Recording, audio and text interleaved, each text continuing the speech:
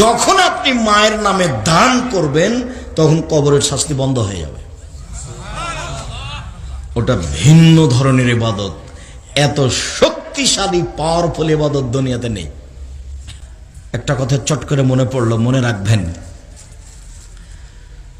যে আমার কাছে সাহায্য চায় তখনই আমার মনে হয় যে ও টাকা নিয়ে যে কি করবে, খাইয়ে নেবে না, কি কাজে লাগাবে কিনা, এটা একটা মনে বলে, এভাবে হয়ে আসছে।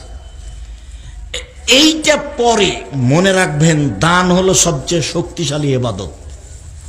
সালাত একটা ইবাদত, নামাজ একটা ইবাদত, রোজা একটা ইবাদত, হজ একটা ইবাদত, তাসবিহ তাহলিল একটা ইবাদত, কোরআন তেলাওয়াত একটা ইবাদত। সবচেয়ে শক্তিশালী ইবাদত কি বলেন তো? দান। সালাত আদায় করেছেন, নামাজ পড়েছেন, আপনার উপকার, মায়ের কোনো লাভ হবে না, কবরে আছে। সিয়াম পালন করেছেন, সিয়াম দামি ইবাদত, আপনার নেকি হবে, মায়ের উপকার হবে না। হজ করেছেন 10 লাখ টাকা খরচ করে, আপনার উপকার, মায়ের কোনো লাভ হবে না।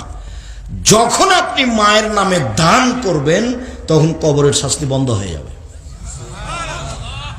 ওটা ভিন্ন ধরনের ইবাদত, এত শক্তিশালী পাওয়ারফুল ইবাদত দুনিয়াতে নেই।